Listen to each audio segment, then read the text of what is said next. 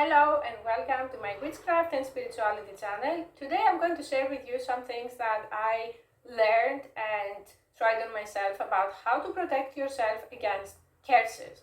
Because I know that there are many people that they could be cursing us right now, even me putting this video can attract a curse, but I'm going to try to narrate to the most common cases. First of all, I'm always going to say that validate yourself. I'm sick of hearing people on videos or reading blogs where they say, oh, it's all in your head, most likely you are not cursed. Why are you saying this to a person? Why are you silencing their inner voice? If you feel that you're cursed, there is a pretty high chance you are cursed, and you're actually intuitive and probably empathic, and you sense the negativity, you sense the evil intention, and no one should shame you for that. No one should say, oh, it's probably all in your head. You didn't just wake up one day crazy, you know?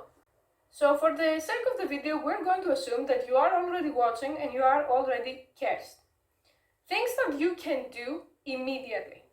Thing number one is we have to see if the curse is happening right now, if it happened before and it still affects you, because curses that they are old, they worsen over time, or if it is a generational curse, because that can happen as in some cases, like particularly challenging ones, that you didn't do anything wrong to anyone and it's just a manifestation from many generations before. It could also be a past life curse, but this is going to be a topic for a different video, so today we're going to do the basics.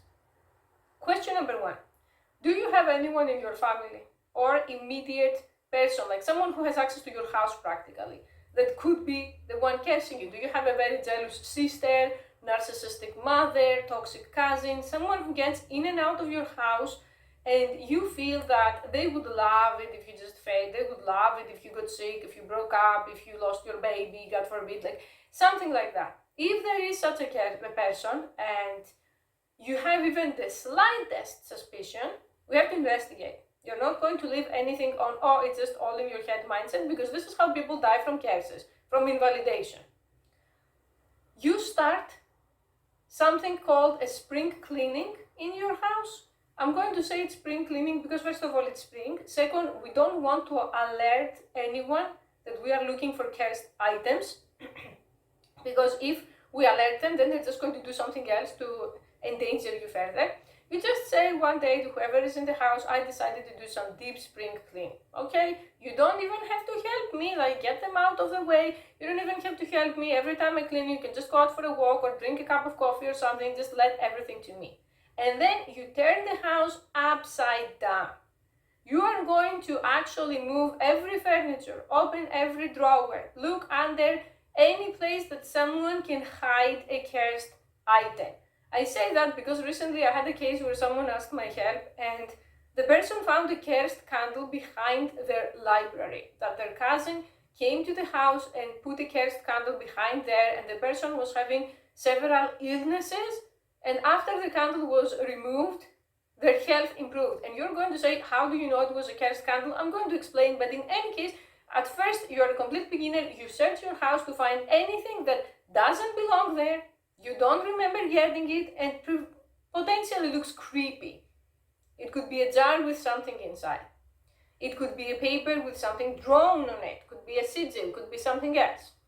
It could be one of your items. If the people are into puppet magic, and I know a lot of people call it voodoo magic, but I'm going to use the term puppet more because voodoo is just one type. There are many types that you can use with dolls or puppets. If you find anything like that, could be a stuffed animal. You don't touch it with bare hands. You use something else to put it or trap it inside the bag, and then you have to dispose it as far away from your house as possible. Never touch cursed items with bare hands.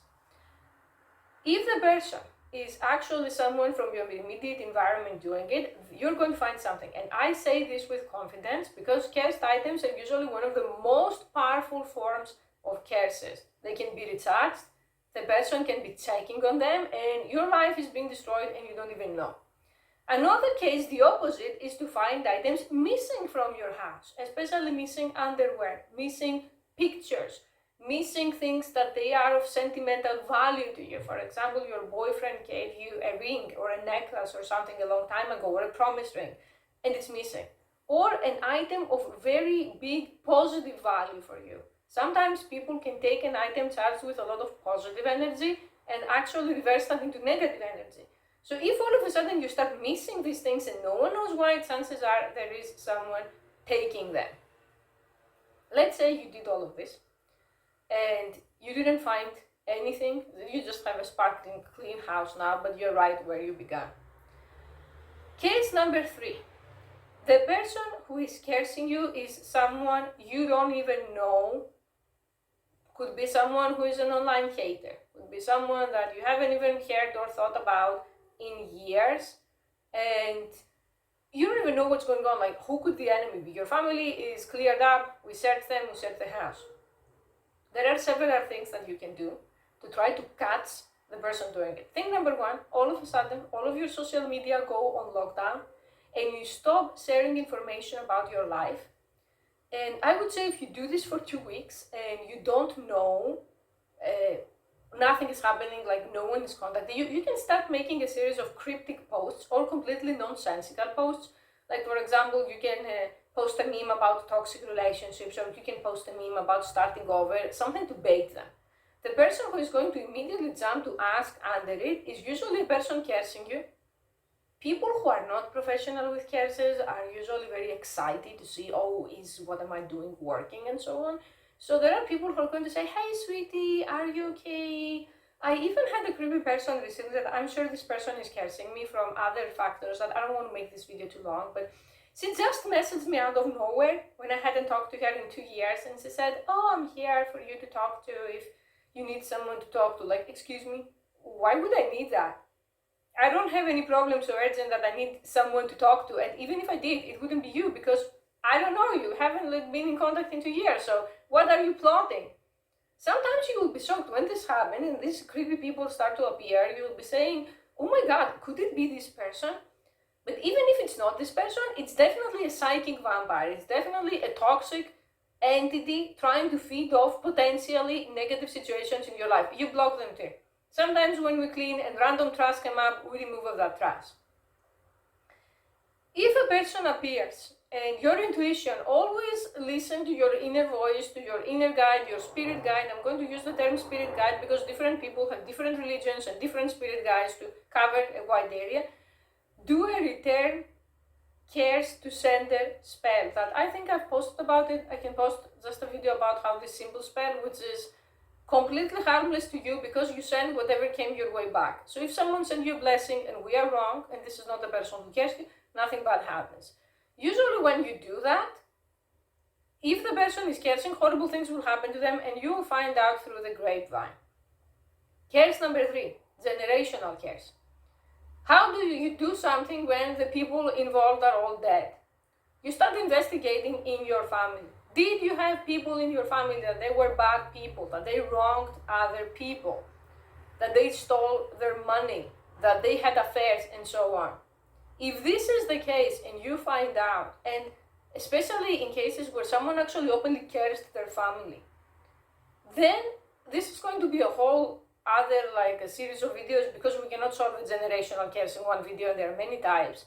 But if this is the case, and you find out that your mother said, oh yeah, you know, your dad, it was my best friend's boyfriend and I stole him, so she cursed me and that's why we have bad luck. Sometimes you hear from elder relatives the most crazy things with a straight face. Before we get into the whole huge topic of generational curses, the thing that you need to be doing in this life, and it covers past lives as well, is you are going to accumulate as much positive karma as possible. Which means if you're not doing anything to help other beings on the planet, children, animals, elders, other people in need, it's time to start doing so. Because this curse is manifesting, and the first and most sure way to combat it is to be a better person. Because every time you help a person, they usually bless you. You get that positive energy back. You get, in many cases, people can actually say, bless you, or I wish the best for you, or when you help an animal and they respond and they heal, for example, when you do cat fostering like I do and I've done in the past, all of this negativity that you have inside you from the curse, the positivity is combating it. And this is not obviously solving everything, but it's a way to keep you alive until we figure out what else is going on and come up with more specific countermeasures. The worst thing you can do to yourself, and people actually die from that, is you become extremely self-obsessed with your cares, you become extremely preoccupied with your cares, and you don't pay attention to anyone and anything. You say, I'm these people, I have my own problems, I have a lot on my plate, I can't bother with anyone else. This is like someone threw you off a cliff and you are falling because of the cares, and you are actually adding weight, cement on your legs to go down faster. If this happened, although it was not your fault, but it's manifesting in your family, you have to make a difference energetically and spiritually from the other family members. Because if you see it scientifically, in families of narcissists, there are many people who are narcissists, and there is usually a scapegoat, or there is usually a lost child that it could be you. People like that who are not psychic vampires usually get more affected by the cares because they cannot feed off of negative energy the same way narcissists do. Bad news for you are just bad news, they bring you down. You don't get elevated from bad news and from gossip like a narcissist does. So if there is a family cares, usually the narcissist is relatively unaffected, and you're the one suffering. I know it sounds very unfair and very crazy, but it can happen. So even if you don't have a lot of money, even if you don't have any money, it's good to try to see what ways can you help other people, or like I said, any being on the planet.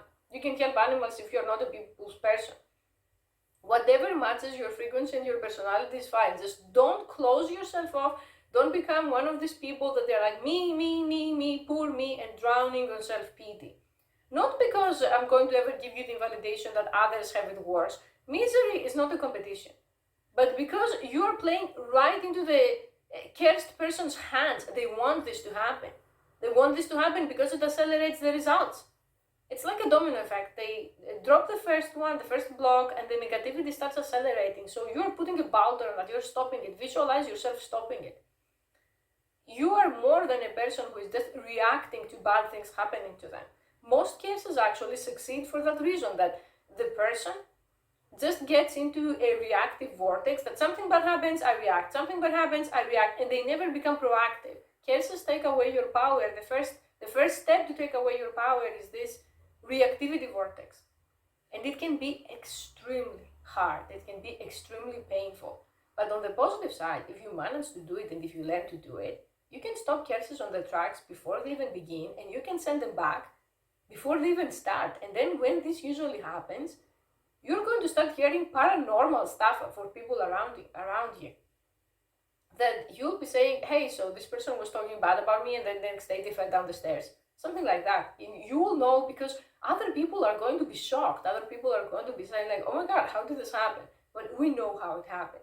I don't know if this video helped. I mean, it's very a beginner level, and if we want to seriously get results, we have to get into the more advanced stuff. But I'm trying to upload here as much as I can. Unfortunately, it's very difficult because this channel is not monetized. So if you want to support me, please subscribe, please share, please like, because it helps the algorithm. Okay, thank you for watching.